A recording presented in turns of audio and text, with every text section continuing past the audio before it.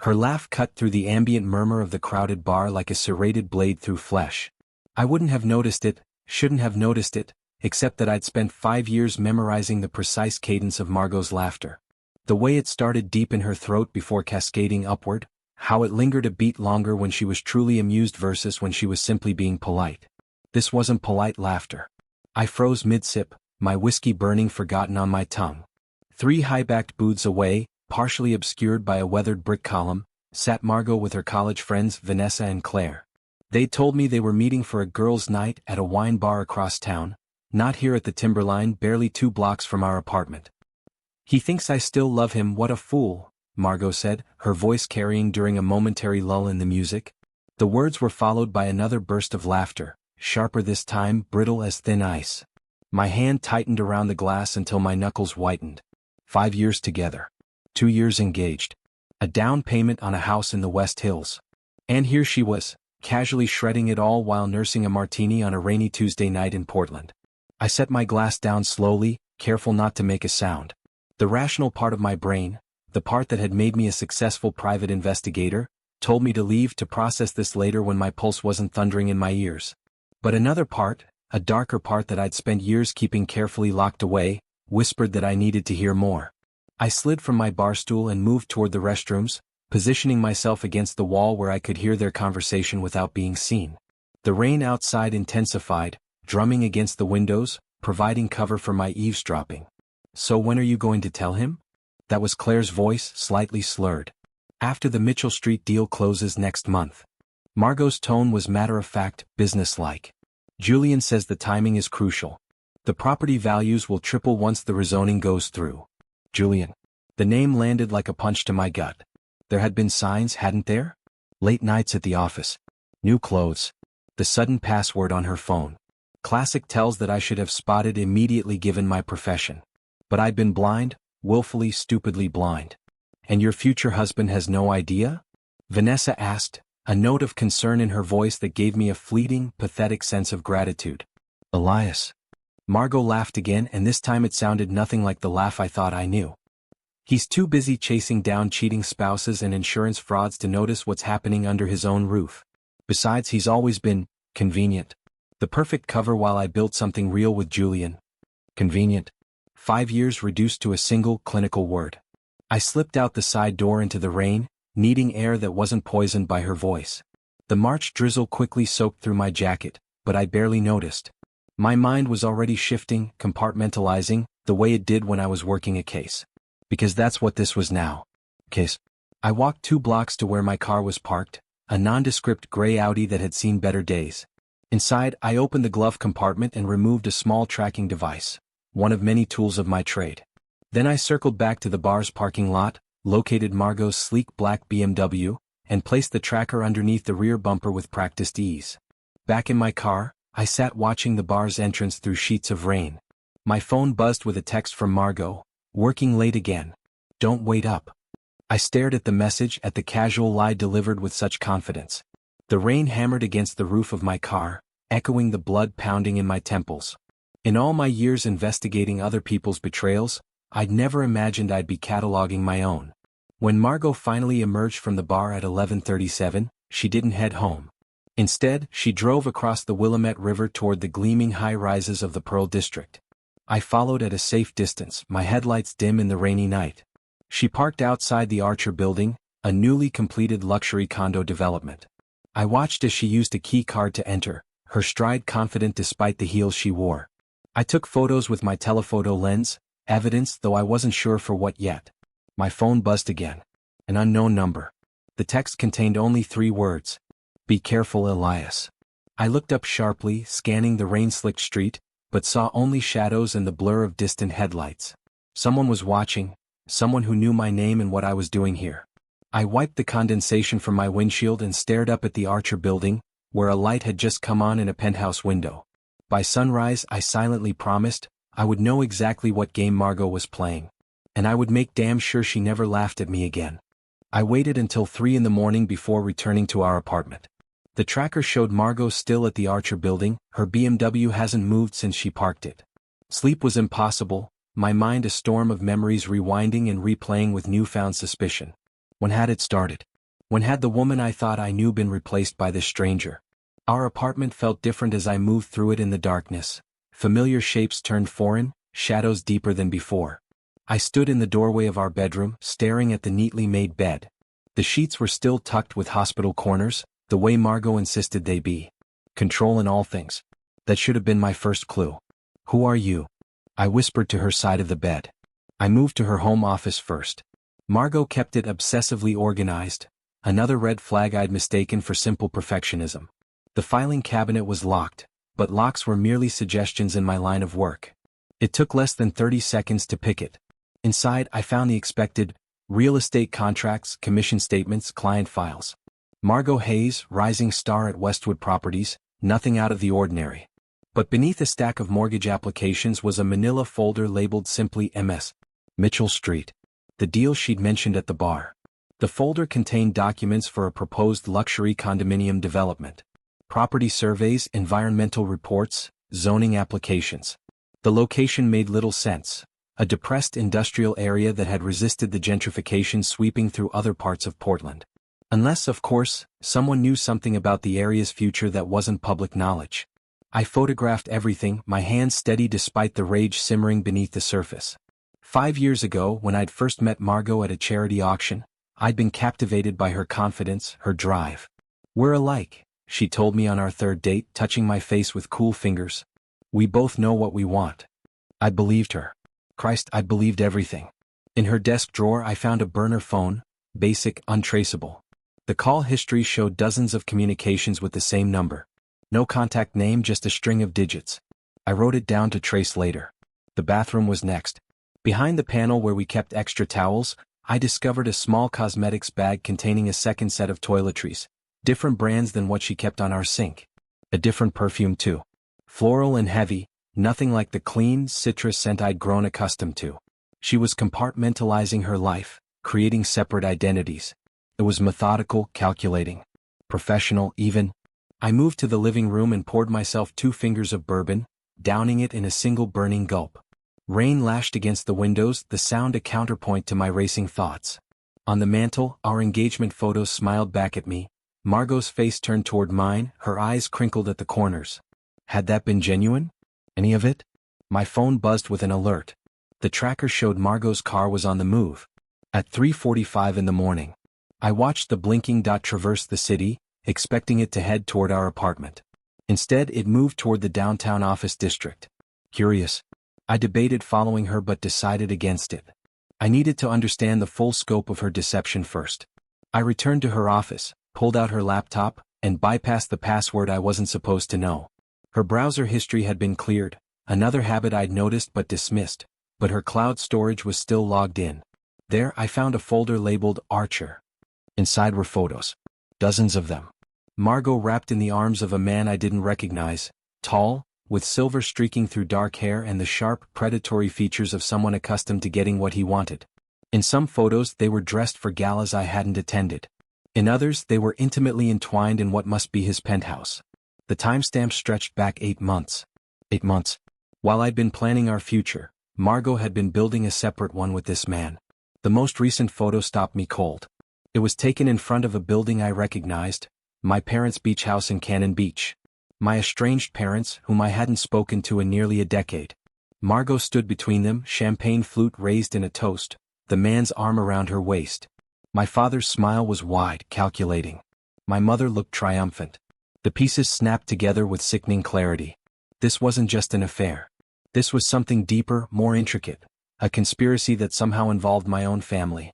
I saved the photos to my own secure drive, then carefully erased all evidence of my search from her computer. As I closed the laptop, my eye caught on a small photo tucked into the corner of her desk blotter, one I'd never noticed before. Margot and the silver-haired man standing before a corporate logo, Voss Technologies. Julian Voss. The name on her lips at the bar. I pulled out my phone and searched for him. Tech entrepreneur. Venture capitalist. 42 years old with a reputation for aggressive business tactics and a string of government contracts. His company specialized in data analytics and predictive modeling. The kind of man who would know about property values tripling before anyone else. The kind of man who would find a rising real estate agent useful. The kind of man who would recognize the value of connections to someone else's estranged family. My phone buzzed again. The tracker showed Margot's car was now heading home. I replaced everything exactly as I'd found it and slipped out, locking the door behind me. By the time she arrived, I'd be long gone, and she would never know I'd been there. But I would know. I would know everything. Dawn broke reluctantly over Portland, gray light seeping through a persistent drizzle. I sat in my car outside the gleaming headquarters of Voss Technologies, nursing my third cup of coffee. Sleep had been a forgotten luxury since the night at the bar. Instead, I'd spent the last 2 days compiling a dossier on Julian Voss, the man who had somehow entangled both my fiancée and my estranged family in his web. On paper, Julian Voss was impressive. 42 years old, MIT graduate, founded Voss Technologies at 28. The company had grown from a small data analytics startup to a tech powerhouse with government contracts and a reputation for accurately predicting market trends. His personal fortune was estimated at just under $1 billion. He donated to the right charities, attended the right events, and was just controversial enough to be interesting but not enough to be problematic. The perfect predator. Employees began to arrive, hurrying through the rain into the 20-story glass and steel building. I checked my watch. 7:35. According to the building's security schedule I'd managed to obtain, Voss typically arrived between 7:45 and 8:15, entering through the private underground garage. I'd come prepared. The press pass hanging around my neck identified me as Thomas Reed, technology correspondent for the Portland Business Journal. A real publication but a fake identity, one of several I maintained for investigations. At 7:52, a black Tesla pulled into the garage entrance. Through my telephoto lens, I caught a glimpse of silver-streaked hair and a sharp profile, Julian Voss himself driving alone. I captured several photos, then waited another 10 minutes before approaching the building. The lobby was all polished concrete and reclaimed wood, Portland's signature blend of industrial and natural elements. The receptionist, a young woman with immaculate makeup and a practiced smile, looked up as I approached. "Good morning. Thomas Reed, Portland Business Journal." I flashed the press pass with casual confidence. "I'm here for the 8:30 briefing with Mr. Covington in Media Relations." She checked her screen. "I don't see you on the schedule, Mr. Reed." I allowed a flicker of annoyance to cross my face. "Again? I swear that man. I've been trying to complete this profile piece on Mr. Voss for weeks. Could you call up and check?" Brian specifically confirmed yesterday. Name-dropping the actual media relations director worked. While she made the call, I took in the security layout, camera positions, guard rotations, access points. Force of habit. "Mr. Covington says he can see you for 15 minutes at 9, she finally said. "He's sending someone down to escort you." "Perfect.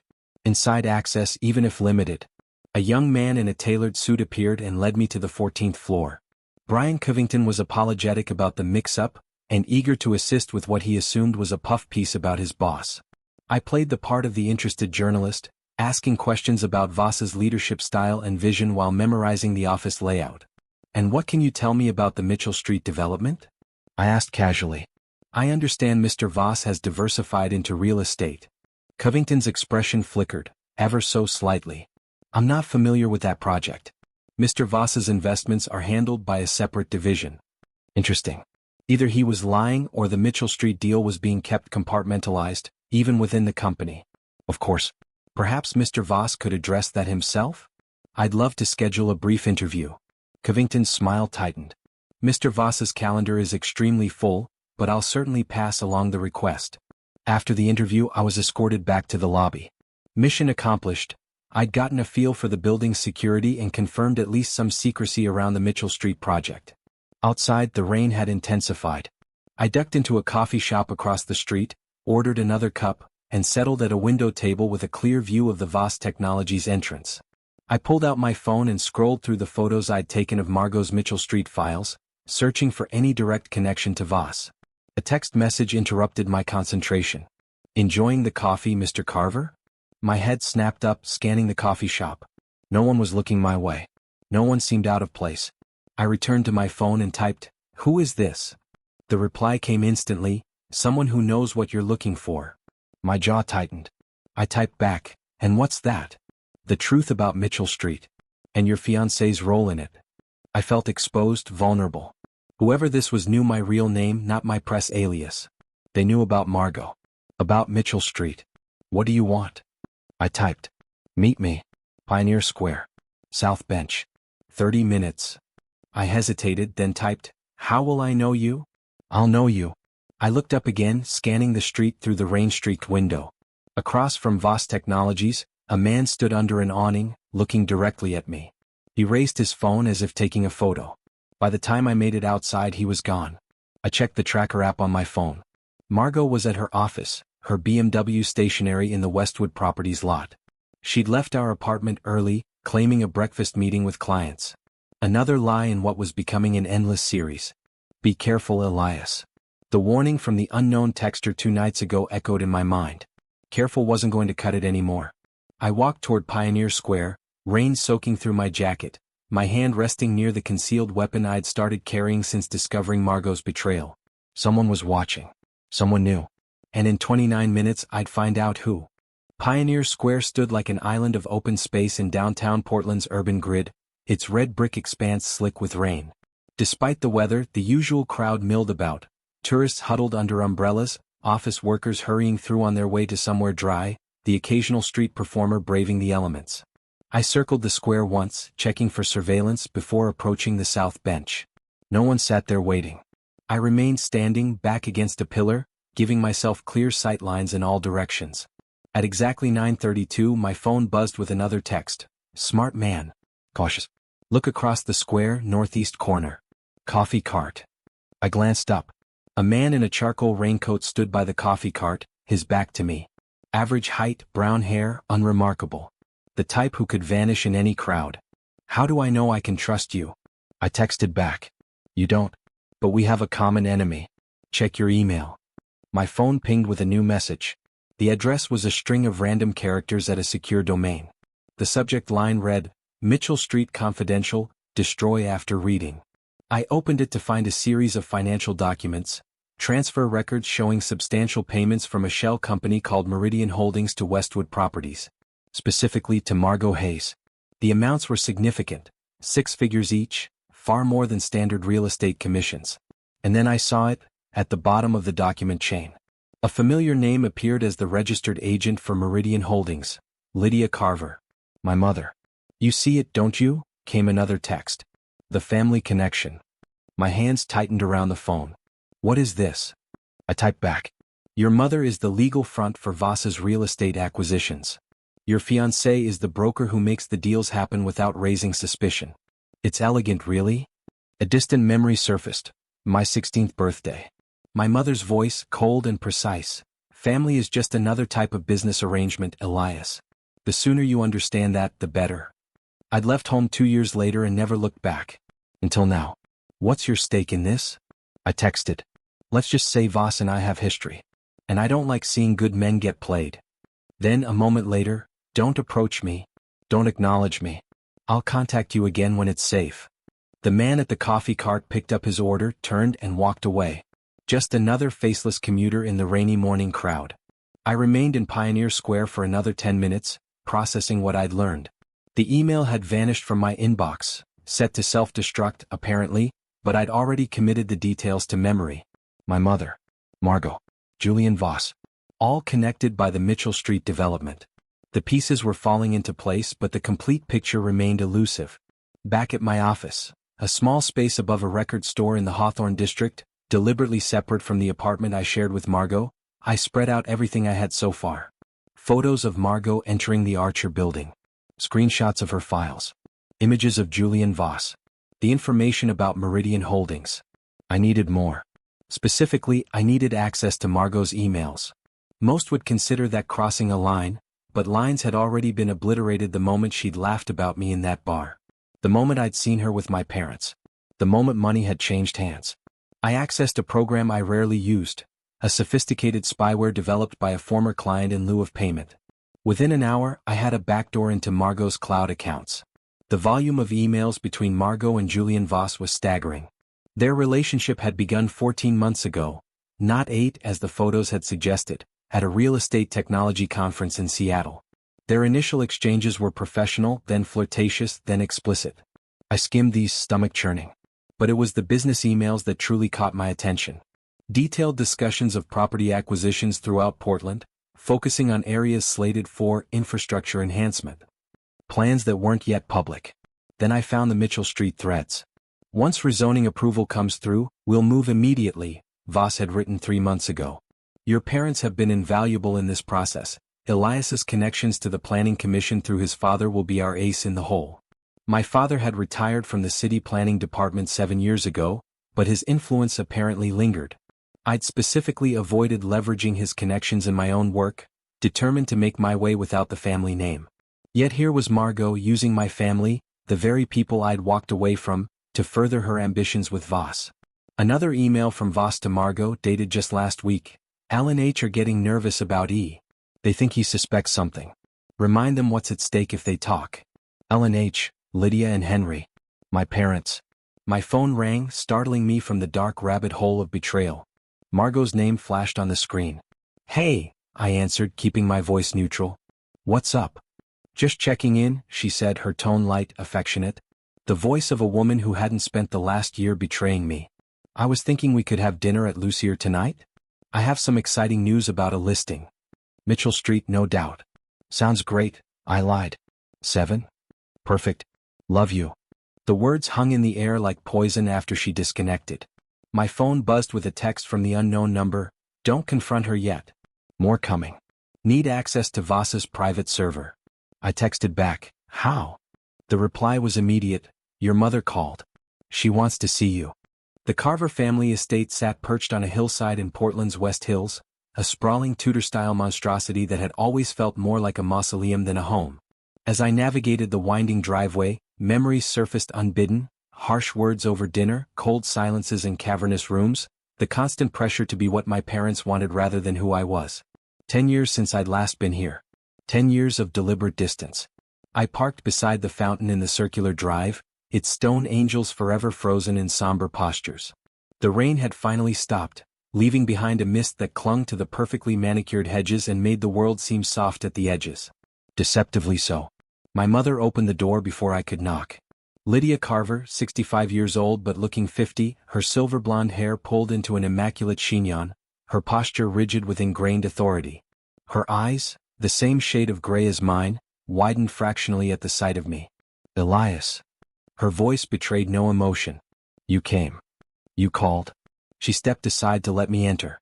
The foyer was exactly as I remembered, marble floors, crystal chandelier, the portrait of my grandfather scowling down at all who entered his domain. The house smelled of beeswax polish and the white roses my mother had always favored. Your father is in the study, she said, leading the way through the house. I followed, mentally cataloging the changes. New artwork on the walls, different furniture in the sitting room, but the same oppressive feeling of wealth used as armor. Henry Carver stood by the fireplace, a tumbler of scotch in his hand despite the early hour. At 67, he looked older than I remembered, his once commanding presence diminished somehow. His eyes wouldn't meet mine. Son, he said, the word awkward on his tongue. Let's skip the pretense, I replied, remaining standing when my mother gestured toward a chair. You're working with Julian Voss and Margot on the Mitchell Street development. I want to know why. My mother's perfectly arched eyebrows rose. Direct as always. I see some things never change. And some things do. Like my parents conspiring with my fiancé behind my back. The silence stretched between us, taut with decades of unspoken grievances. It's business, Elias, my father finally said, his voice weary. It's always been business. With Voss? With Margot? That's quite a coincidence. My mother laughed, a brittle sound devoid of humor. There are no coincidences in Portland real estate. When Julian approached us about using Meridian Holdings as a vehicle for his acquisitions, we needed a broker we could trust. Margot's name came up in conversation. You sought her out because of me. The realization landed heavily. Initially, yes, my mother admitted without a hint of remorse. We were curious about the woman who'd managed to engage our son when we could not. But Margot impressed us on her own merits. She's ambitious, pragmatic. Like you, I said coldly. Yes. My mother held my gaze. Like me. My father cleared his throat. The Mitchell Street project is significant, Elias.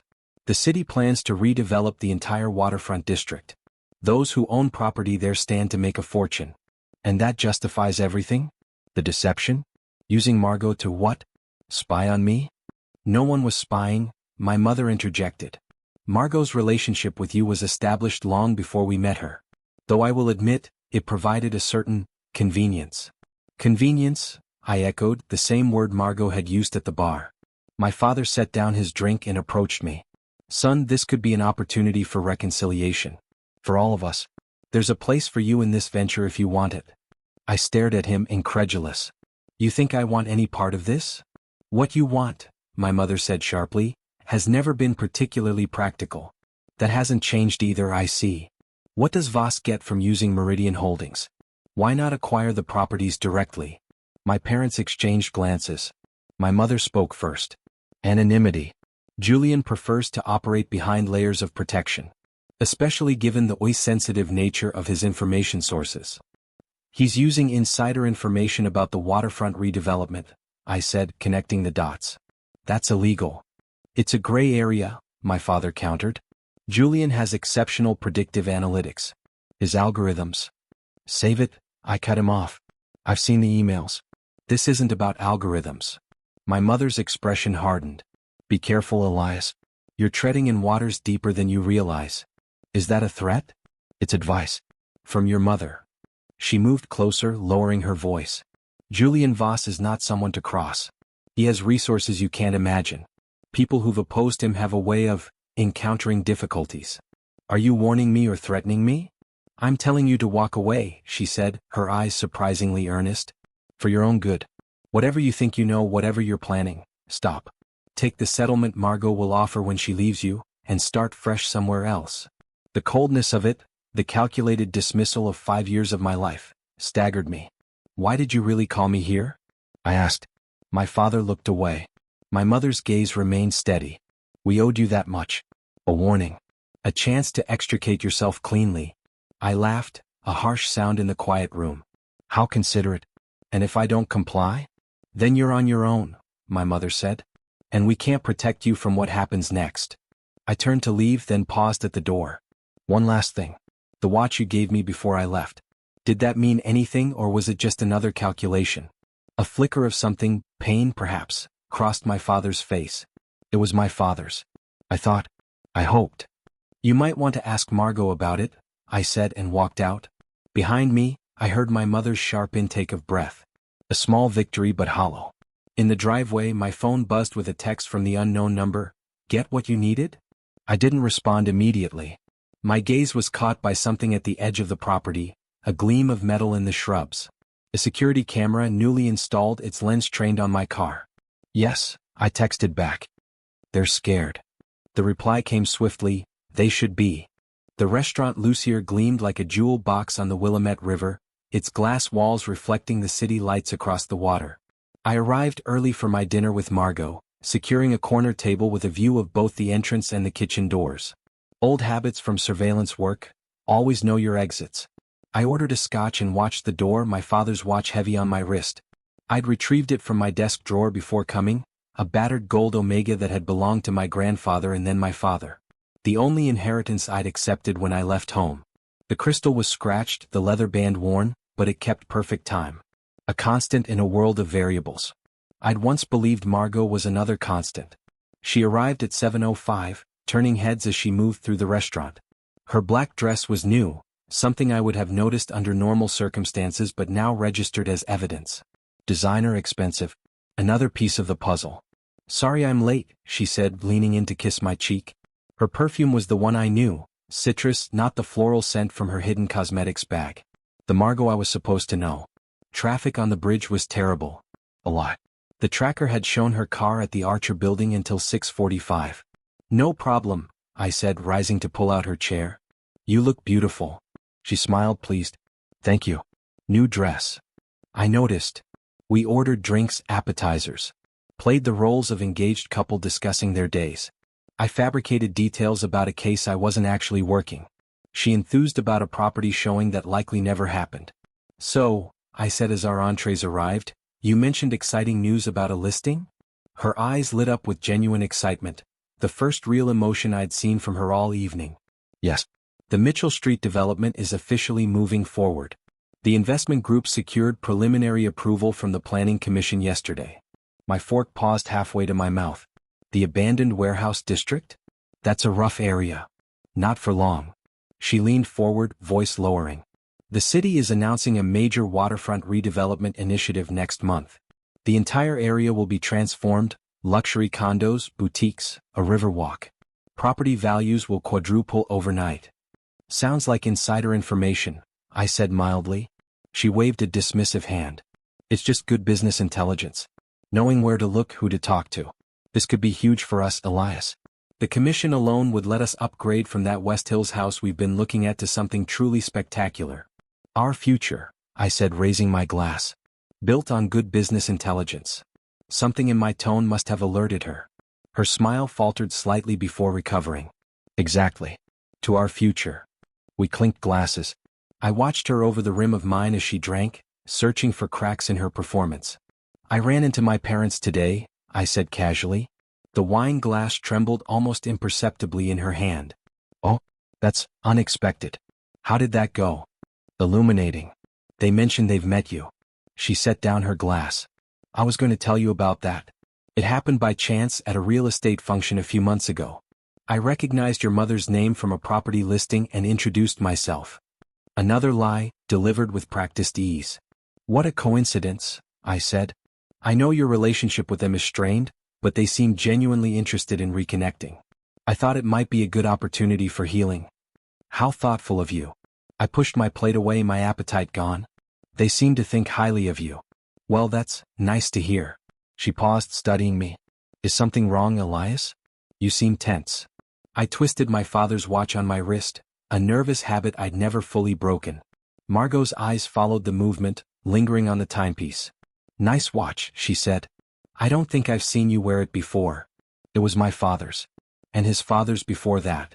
I removed it, setting it on the table between us. Family heirloom. Her eyes darted from the watch to my face. It's lovely. Vintage? 1962. The same model my father gave to Julian Voss at your last meeting in Cannon Beach. The color drained from her face. I don't know what you're... Don't? My voice remained quiet, controlled, even as rage burned beneath the surface. I know everything, Margot. The affair with Voss. The Mitchell Street scheme. Your arrangement with my parents.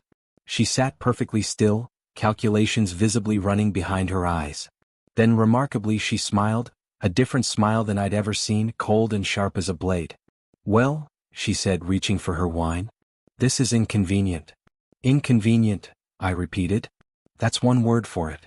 What do you want, Elias? Money? A share of the Mitchell Street profits? I can arrange that.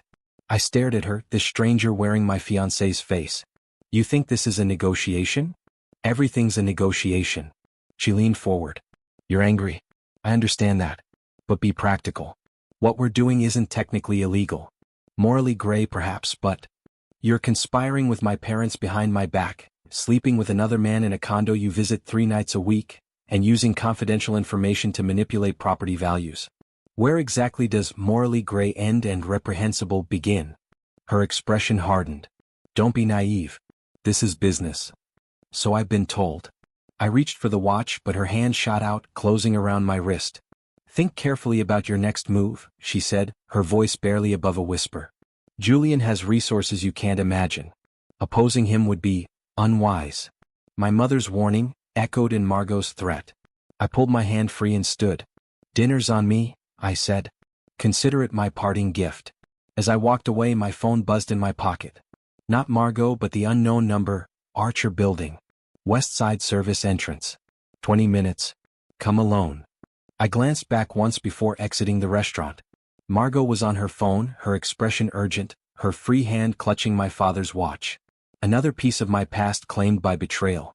The Archer Building loomed against the night sky, its glass facade reflecting the city's lights like a dark mirror. I approached from the west side as instructed, staying in the shadows, alert for surveillance.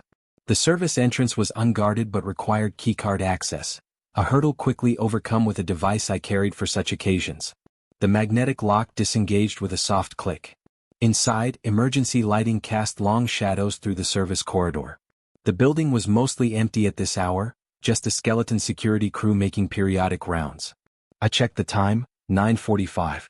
Whoever had summoned me here knew the security patterns well.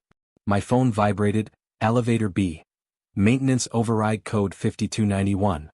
I located the service elevator, punched in the code, and watched as the panel lit up, granting access to floors normally restricted.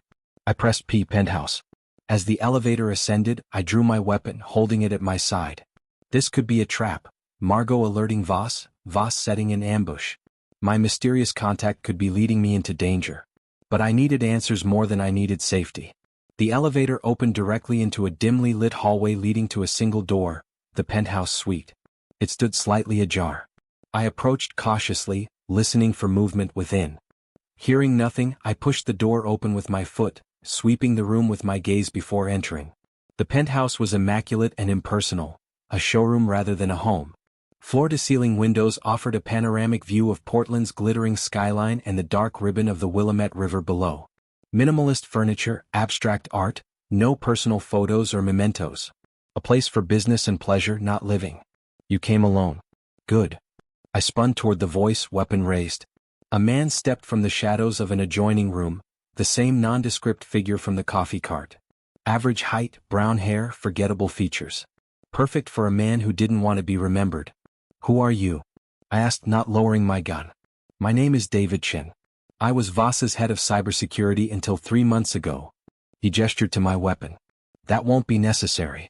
If I wanted you harmed, you wouldn't have made it to the elevator. I lowered the gun slightly but kept it ready. Why am I here? Because you want to destroy Julian Voss, and so do I. Chen moved to a sleek desk in the corner and opened a laptop. This is his private suite, where he brings your fiancée among others. We have approximately 20 minutes before the security patrol reaches this floor. How did you get access? I built his security systems. Chen's lips curved in a humorless smile. And I left myself back doors before he fired me. Why did he fire you? Because I discovered what Mitchell Street is really about. Chen typed rapidly, bypassing security protocols. It's not just about real estate appreciation. The waterfront project includes a new data center for the city. Voss Technologies is bidding on the contract to manage it. What's special about a data center? Access. Chen turned the laptop toward me. On the screen was a blueprint of the proposed development. Whoever controls this facility will have backdoor access to Portland's entire municipal network. Traffic systems, public safety, utilities, tax records. Everything. I studied the blueprint. And Voss wants this why? Leverage. Information. The same things he's always wanted. Chen clicked through to another document, a detailed dossier on Julian Voss. He started as a hacker before reinventing himself as a legitimate tech entrepreneur. His predictive analytics are often just stolen information packaged as insights. You're telling me the Mitchell Street development is a front for what? Corporate espionage? On an unprecedented scale. Chen closed the laptop. I confronted him about it. 24 hours later, I was fired, my reputation was destroyed, and my bank accounts were frozen. 3 days after that, my apartment was broken into and my research stolen. Why come to me? Because you have something I need. Chen's eyes were hard. Access to your parents. To Meridian Holdings. They're the legal owners of the Mitchell Street properties. If they were to withdraw from the project, it would collapse. I laughed bitterly. You clearly don't know my parents. They won't withdraw from a profitable venture over ethical concerns. Not even to protect their son? I went still. Explain. Chen withdrew a flash drive from his pocket. This contains evidence that Julian Voss has been using illegal methods to acquire competitive information. If exposed, he'd face federal charges. He knows I have this evidence, which is why I've been careful to stay hidden. And I also have evidence implicating your parents and Margot Hayes. With one phone call, I could send everything to the FBI, SEC, and Portland Police Bureau. Anger flared within me. So you're blackmailing me? I'm offering a partnership. You want revenge for personal betrayal. I want justice for professional destruction. Together we can achieve both. I holstered my weapon thinking. What's your plan? First, we leak information about Voss's business practices to the press. Nothing actionable yet, just enough to make investors nervous. Then we use your access to Margot to plant false information about the Mitchell Street timeline, forcing Voss to accelerate his plans. Finally, when he's most exposed, we release the full evidence package. And my parents? Margot? Chen's expression remained neutral. Collateral damage. Unless you can convince them to turn on Voss first. My phone buzzed, a text from Margot. Where are you? We need to talk. Almost simultaneously, an alert from the tracking app showed her car was in motion, heading toward our apartment. "She's looking for you," Chin observed. "What will you do?" I stared out at the city, weighing options, calculating moves and countermoves like the investigator I was. Chin was dangerous, potentially as untrustworthy as Voss, but he offered a path forward. "I'll play along," I said finally. "But I want your evidence as insurance." "Half now," Chin said, handing me the flash drive. "Half when Voss is finished." My phone buzzed again, a text from the building security system I'd installed in my office. "Motion detected." Someone was searching my space. "Time to go," Chin said, closing the laptop. "Security will be here in 3 minutes. Your next move?" I pocketed the flash drive. "I leaked the first batch of information tonight. By morning, Julian Voss's perfect world starts to crack." Chin nodded approval. "The game begins." As I left through the service exit, rain began to fall again, washing the city clean. But some stains I knew ran too deep for rain to touch. Morning headlines screamed across digital news sites. Voss Technologies under scrutiny. Sources allege questionable business practices.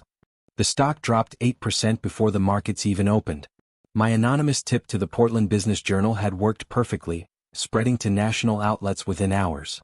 I watched the chaos unfold from a hotel room downtown, having avoided returning to my office or apartment. The burner phone I'd purchased last night buzzed with a text from Chin. "Good start. Voss is calling emergency meetings." A second message followed. "Your office was thoroughly searched. They took your backup drives." Professionals then. Not that I'd left anything valuable behind. I checked the tracking app. Margot's car was at Westwood Properties, stationary since 8 a.m.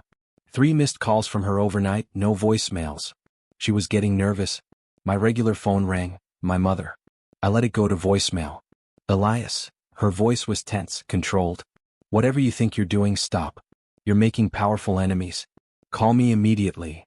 Too late for warnings. I was already past the point of return. I sent a carefully crafted email to one of my media contacts, a reporter who'd helped me expose a corrupt judge last year. The message contained select documents from Chen's flash drive, nothing conclusive but enough to raise serious questions about Voss's data acquisition methods. By noon, a second wave of stories hit. Whistleblower claims Voss Technologies used illegal methods to gather competitive intelligence.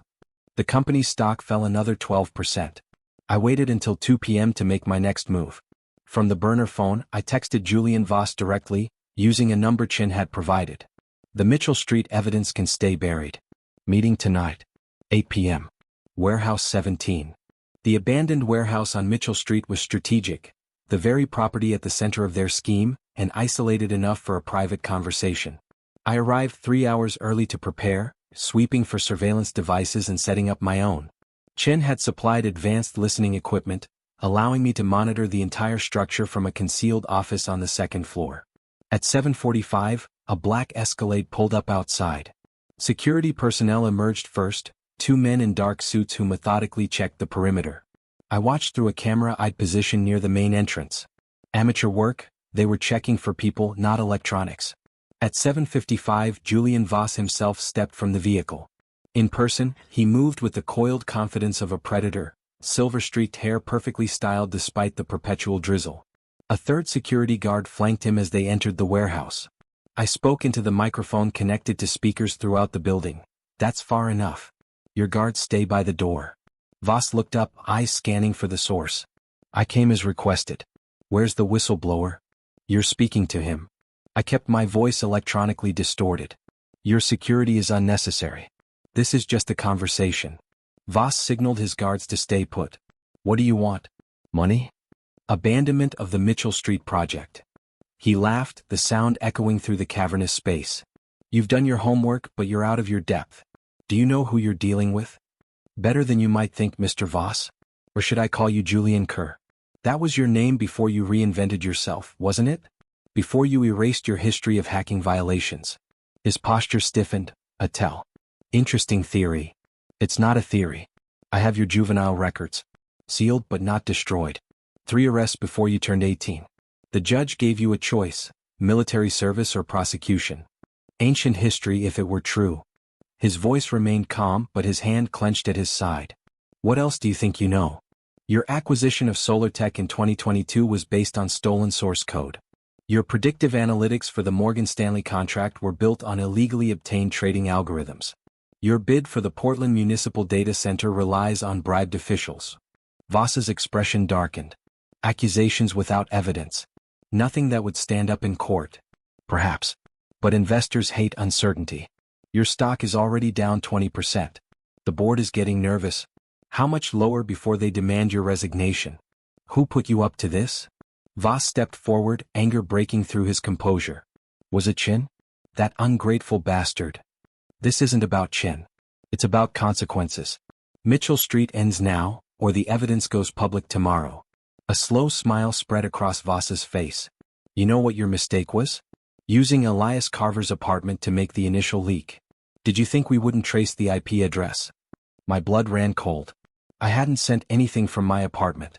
You're bluffing, I said, the voice modulator hiding my uncertainty. Am I? Voss pulled out his phone, dialed a number.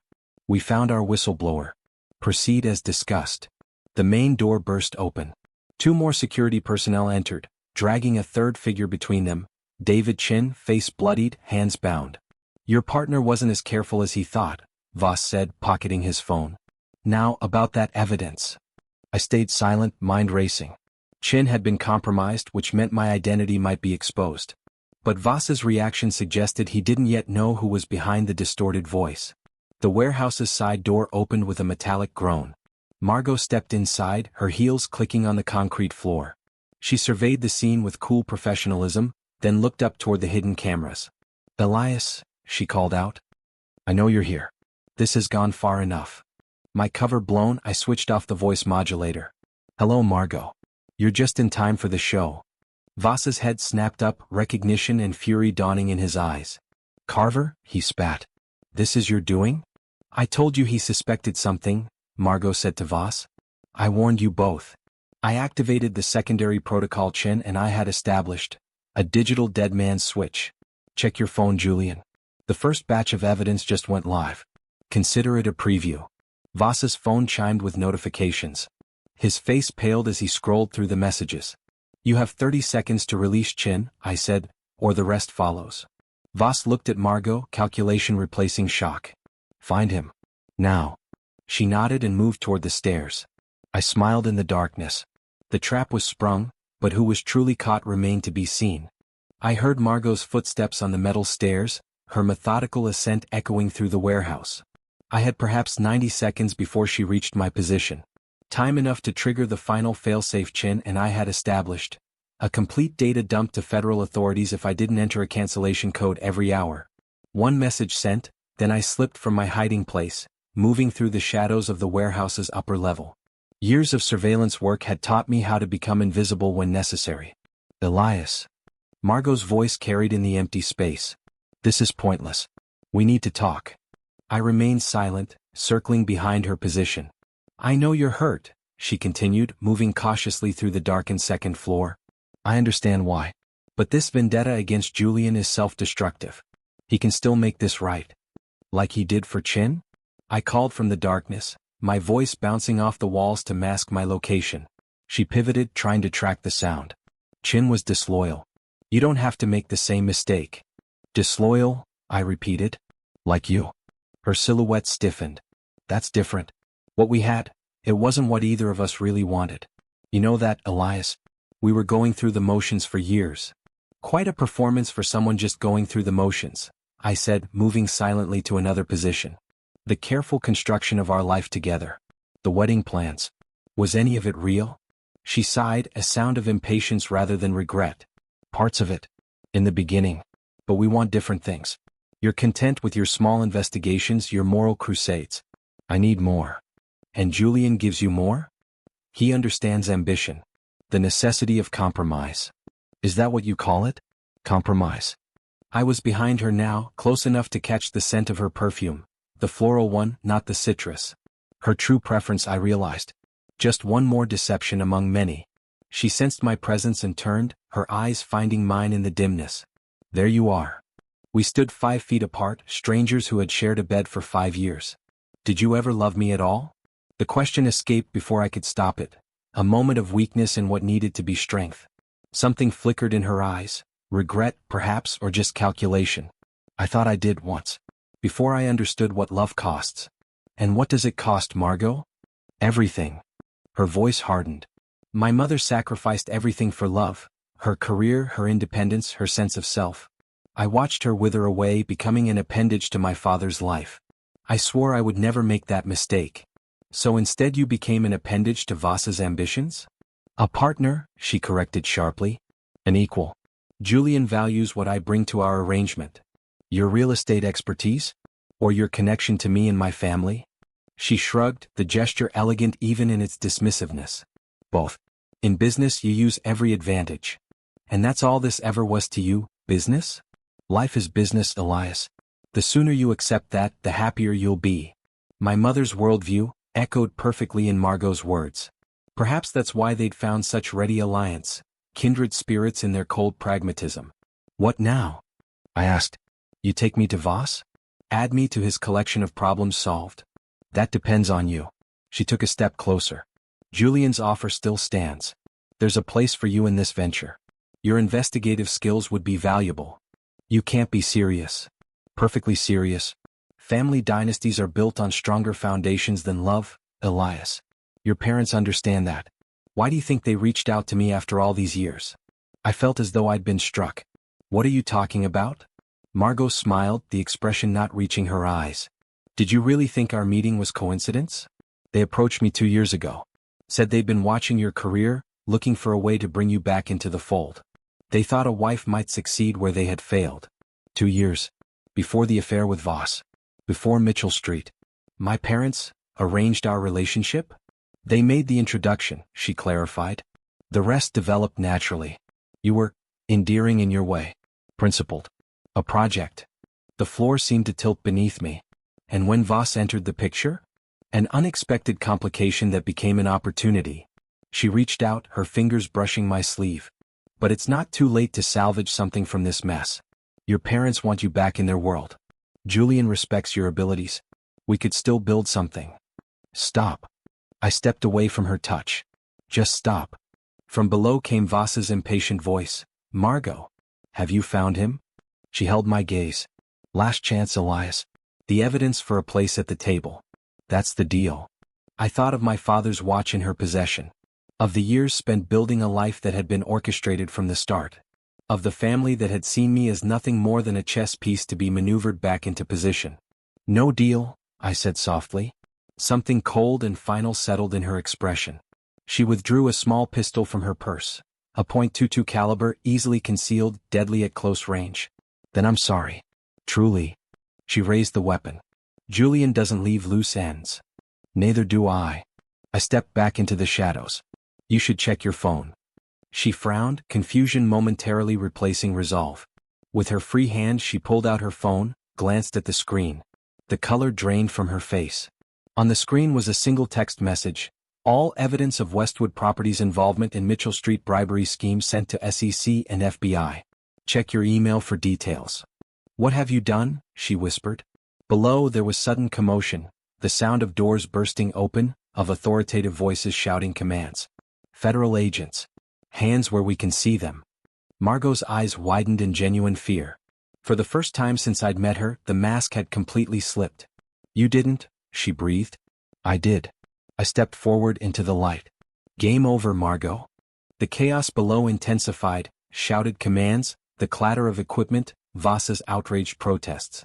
Margot's hand trembled slightly, the gun still pointed at my chest.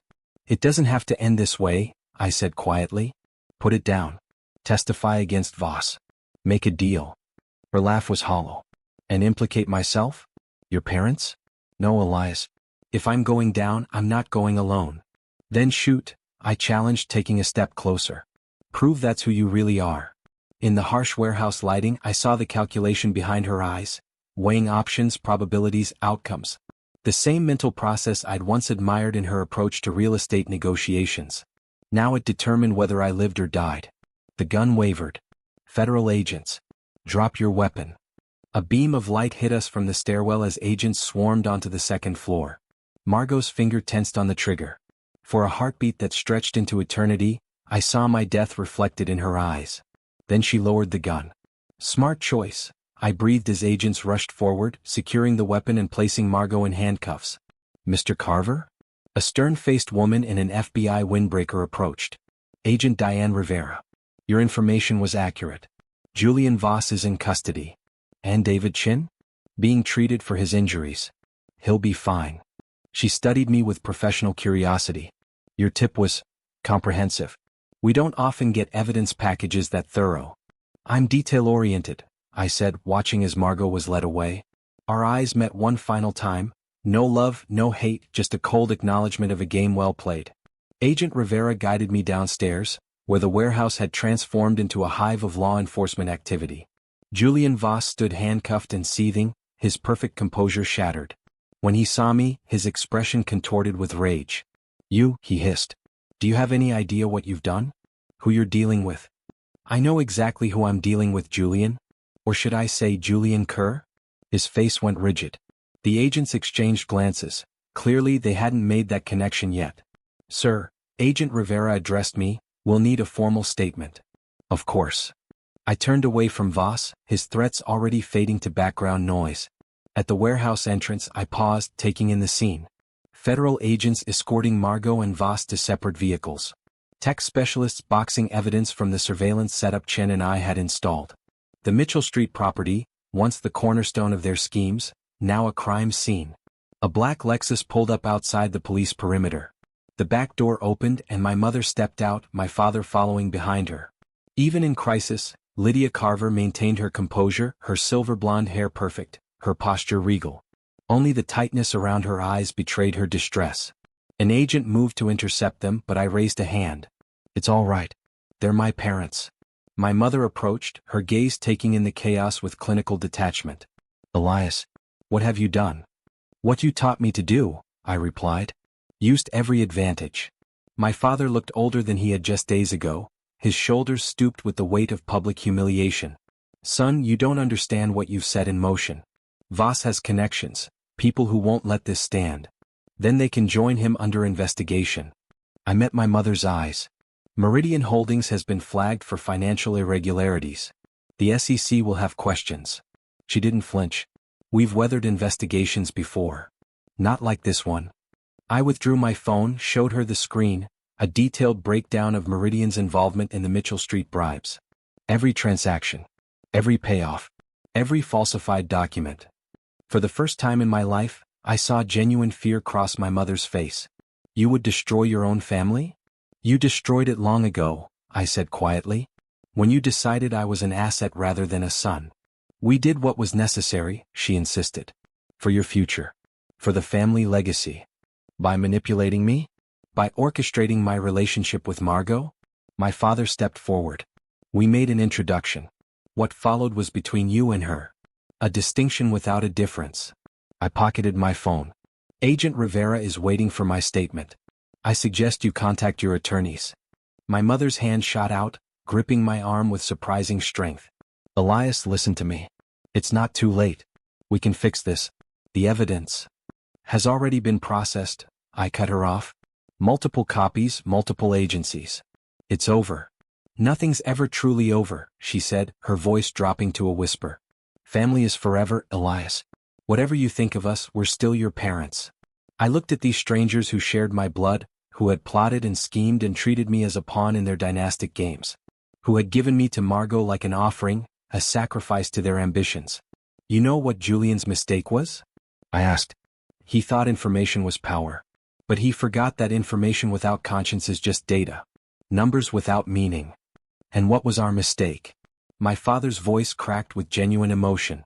I felt a curious lightness, as if something long broken was finally being acknowledged. Believing that family was just another business arrangement. Agent Rivera approached. Mr. Carver, we're ready for you. I nodded, turning away from my parents. I'll be there in a moment. Elias, my mother called after me, a note of desperation creeping into her voice. The watch. Where is your father's watch? I paused, looking back over my shoulder. With Margot. Where you left so many other things that should have mattered. As I walked toward the waiting agent, the weight of the past seemed to fall away with each step. The family legacy, the betrayals, the manipulations, all of it receding like shadows at dawn. For the first time in days I smiled. 6 hours of questioning in the Portland Federal Building left me drained but satisfied. I provided Agent Rivera with everything I had: the surveillance footage, Chen's files, the emails linking Voss to the Mitchell Street scheme. When she asked about my parents' involvement, I didn't soften the truth. The Carver family legacy would have to weather the storm of its own making. "You've been thorough, Mr. Carver," Rivera said as we concluded. "Not many whistleblowers come this prepared."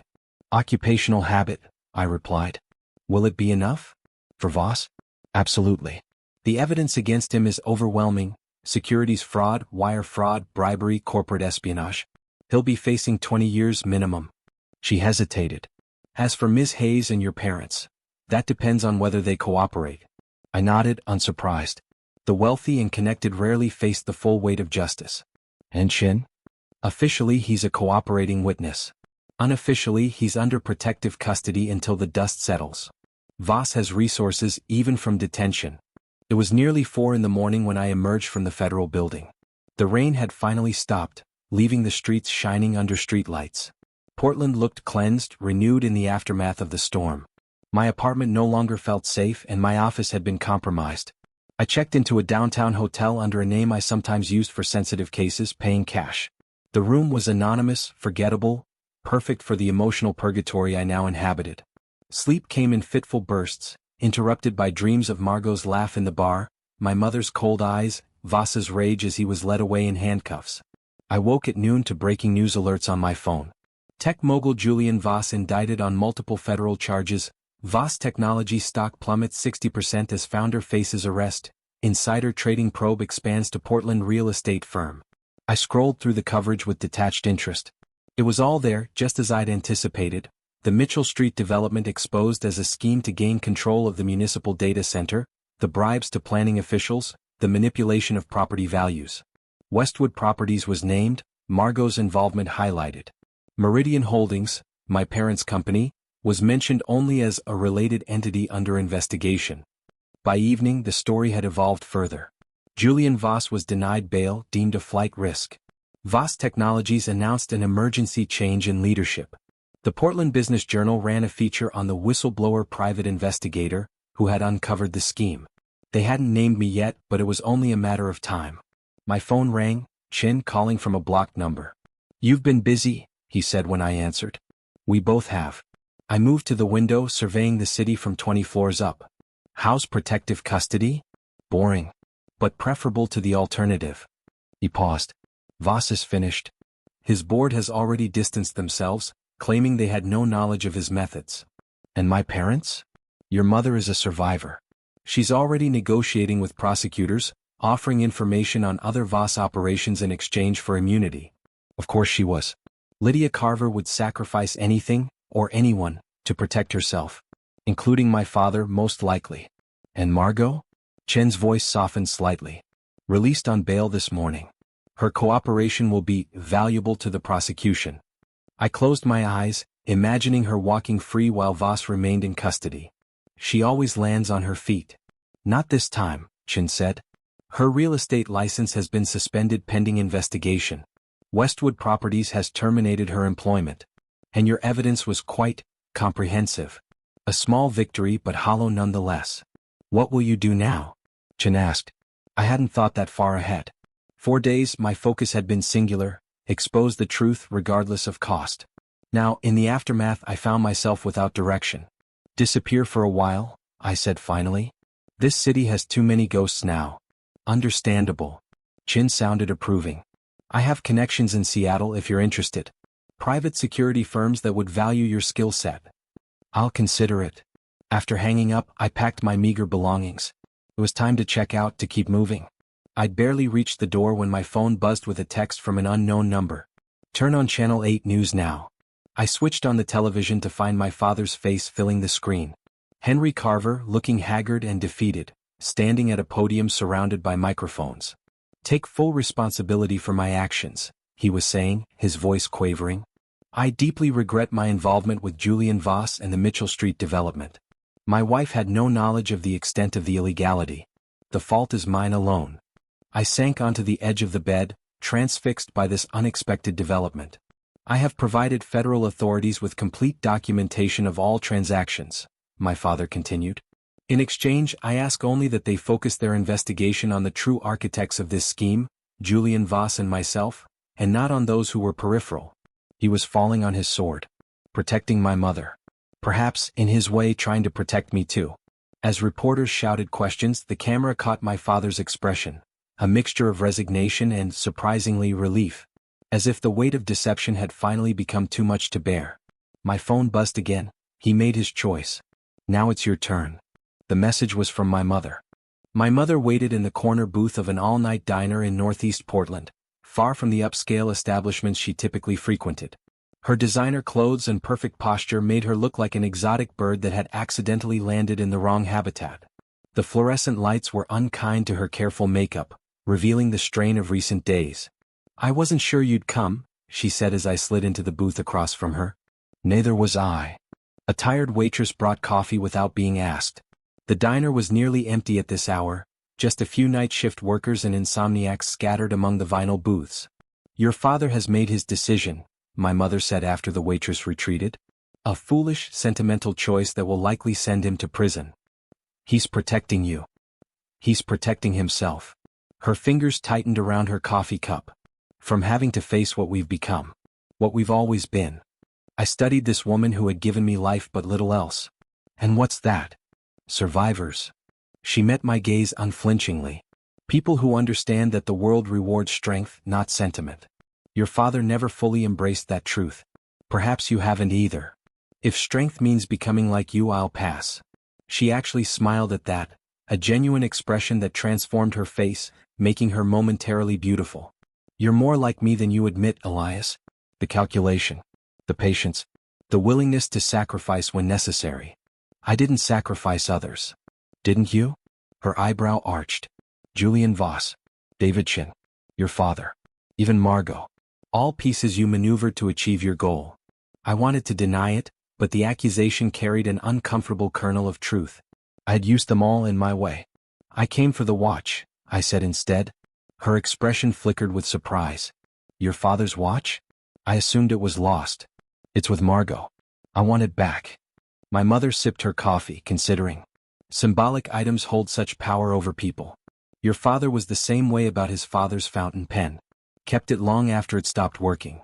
The watch still works. And you still want it, despite everything." She set down her cup. "I can arrange that." "In exchange for what?" "Nothing." A shadow passed across her face. "Consider it maternal sentiment. An indulgence." I didn't believe her, but I nodded anyway. "What will happen to Meridian Holdings?" I asked. "It will survive. Different name, perhaps. Different structure." She waved a dismissive hand. "Corporate entities are adaptable, unlike people. And you'll just start over? After everything? That's what survivors do, Elias." She reached across the table, her fingers stopping just short of touching mine. "You could join me. Despite your methods, you've demonstrated valuable skills. A new venture, just the two of us." I stared at her, incredulous. "You're still trying to recruit me? After all this?"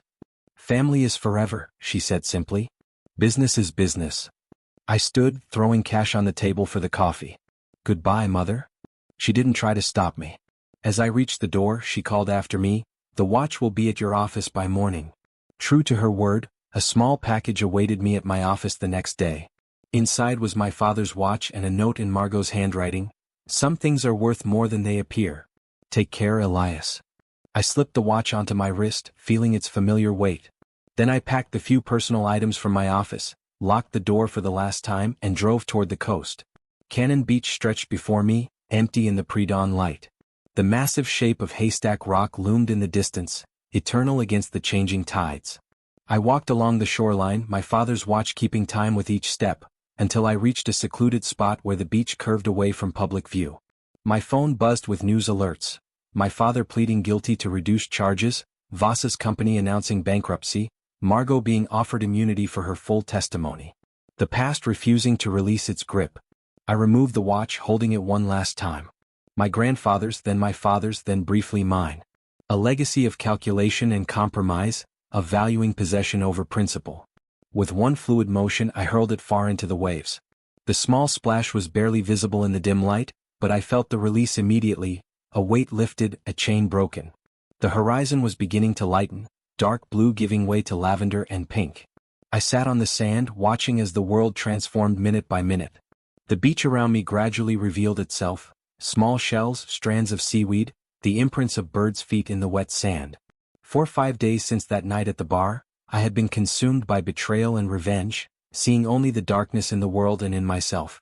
Now, as the sun's first rays touched the water, I allowed myself to acknowledge a different truth: there would be life after this. Different, perhaps harder in some ways, but also cleaner. More honest. My phone rang, Chin, with news of a potential job in Seattle. I silenced it without answering. There would be time for decisions later.